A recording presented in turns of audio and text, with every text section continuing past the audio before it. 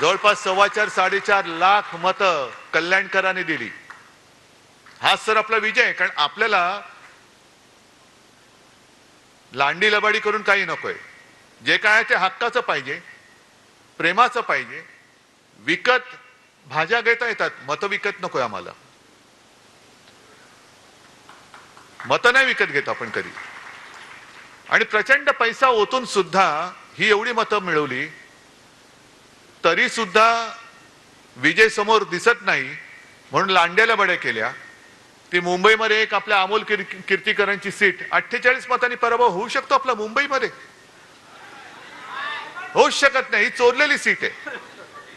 आणि त्याच्यानंतर ज्या दोन निवडणुका झाल्या, एक पदवीधर मतदारसंघ आणि शिक्षक मतदारसंघ, संपूर्ण मुंबई त्याच्यात मतदान करते, पदवीधर आणि शिक्षक।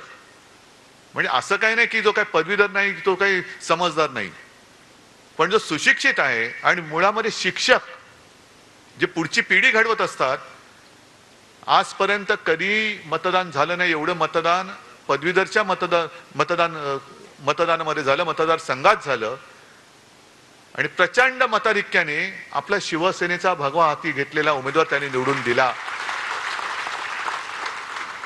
शिक्षक सुद्धा पहिल्या प्रथम आपण निवडून दिला मुंबईकरांनी।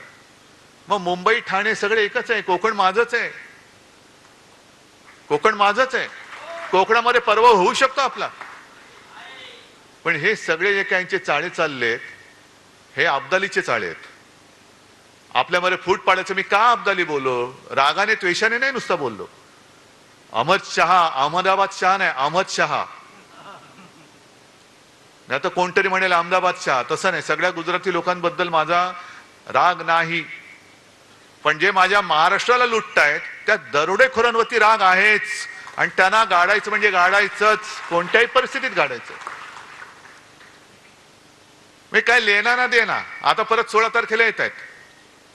म्हणजे असं इतिहासात म्हटलंय की छत्रपती शिवाजी महाराजांनंतर सुद्धा जो औरंगजेब महाराष्ट्रावरती चालून आला, त्यांच्या घोड्यांना सुद्धा, सैन्याच्या घोड्यांना सुद्धा पाणी पिताना पाण्यामध्ये संताजी धनाजी दिसायचे, तसे या अब्दालीच्या खेचरांना पाण्यामध्ये उद्धव ठाकरे दिसतो।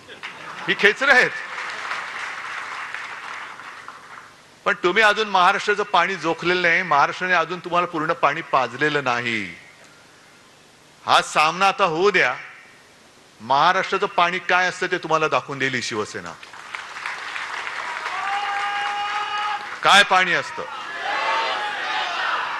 पण एक लक्षात घ्या की काही गोष्टी आपण सोडून देतो।